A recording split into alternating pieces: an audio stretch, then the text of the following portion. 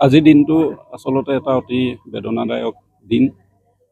1990 চনৰ জানুৱাৰী 20 তাৰিখে আমাৰ সকলোৱে মৰমৰ এগৰাকী জাতীয়তাবাদী আৰু আঞ্চলিকতাবাদী নেতা, অসমৰ প্ৰাক্তন ছাত্ৰ নেতা তথা প্ৰাক্তন মন্ত্ৰী ললিত চন্দ্ৰ ৰাজখোৱাদেৱ দুৰ্ঘটনাত পতিত হৈ মৃত্যু সাৱটি লৈছিল।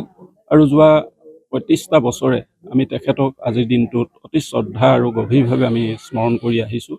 আপোনালোক সকলোৱে এটা কথা জানে যে ললিত চন্দ্ৰ ৰাজখোৱা নামটোৱে আমাৰ তিয়ক সমষ্টিত এক আৱেগ, আৰু তেখেতক আমাৰ তিয়ক সমষ্টিৰ প্ৰান্তে প্ৰান্তে প্ৰত্যেকজন ব্যক্তিয়ে যোৱা সময়বিলাকত বিভিন্ন মুহূৰ্তত তেখেতক অতি শ্ৰদ্ধাৰে স্মৰণ কৰে।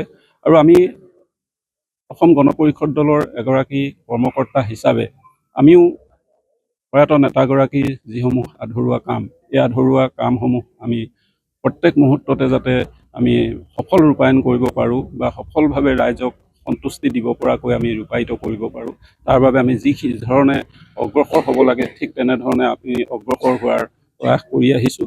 আৰু তিয়ক সমষ্টিবাসী ৰাইজেও ললিত চন্দ্ৰ ৰাজখোৱাদেৱৰ যি আদৰ্শ বা তেখেতৰ প্ৰতি যি আৱেগ, এই আৱেগক সন্মান জনাই এই যোৱা সময়বিলাকত আমাক সমষ্টিবাসীয়ে সহযোগ কৰি আহিছে। আৰু তাৰ বাবে আমি তিয়ক সমষ্টিবাসীকো ধন্যবাদ আৰু কৃতজ্ঞতা জনাইছোঁ। আৰু এটা কথা আমি প্ৰতিশ্ৰুতিবদ্ধ যে ললিত চন্দ্ৰ ৰাজখোৱাদেৱৰ যি আধৰুৱা কাম, এই কামখিনি আমি যাতে অনাগত দিনবিলাকতো ৰূপায়িত কৰি যাব পাৰোঁ, তেখেতৰ সপোন যাতে আমি বাস্তৱত ৰূপায়ণ কৰিব পাৰোঁ, তাৰ বাবে আমি সকলোখিনি প্ৰতিশ্ৰুতিবদ্ধ। আজিৰ দিনটো আচলতে এটা অতি বেদনাদায়ক দিন। 1990 চনৰ জানুৱাৰী 20 তাৰিখে আমাৰ সকলোৱে মৰমৰ এগৰাকী জাতীয়তাবাদী আৰু আঞ্চলিকতাবাদী নেতা, অসমৰ প্ৰাক্তন ছাত্ৰ নেতা তথা প্ৰাক্তন মন্ত্ৰী ললিত চন্দ্ৰ ৰাজখোৱাদেৱ দুৰ্ঘটনাত পতিত হৈ মৃত্যু সাৱটি লৈছিল। আৰু যোৱা ৩৫টা বছৰে আমি তেখেতক আজিৰ দিনটোত অতি শ্ৰদ্ধা আৰু গভীৰভাৱে আমি স্মৰণ কৰি আহিছোঁ।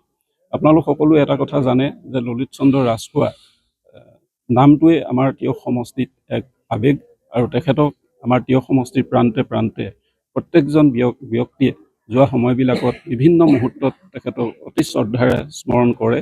আৰু আমি অসম গণ পৰিষদ দলৰ এগৰাকী কৰ্মকৰ্তা হিচাপে আমিও প্ৰয়াত নেতাগৰাকীৰ যিসমূহ আধৰুৱা কাম, এই আধৰুৱা কামসমূহ আমি প্ৰত্যেক মুহূৰ্ততে যাতে আমি সফল ৰূপায়ণ কৰিব পাৰোঁ বা সফলভাৱে ৰাইজক সন্তুষ্টি দিব পৰাকৈ আমি ৰূপায়িত কৰিব পাৰোঁ, তাৰ বাবে আমি যি ধৰণে অগ্ৰসৰ হ'ব লাগে ঠিক তেনেধৰণে আমি অগ্ৰসৰ হোৱাৰ প্ৰয়াস কৰি আহিছোঁ। আৰু তিয়ক সমষ্টিবাসী ৰাইজেও ললিত চন্দ্ৰ ৰাজখোৱাদেৱৰ যি আদৰ্শ বা তেখেতৰ প্ৰতি যি আৱেগ, এই আৱেগক সন্মান জনাই এই যোৱা সময়বিলাকত আমাক সমষ্টিবাসীয়ে সহযোগ কৰি আহিছে। আৰু তাৰ বাবে আমি তিয়ক সমষ্টিবাসীকো ধন্যবাদ আৰু কৃতজ্ঞতা জনাইছোঁ।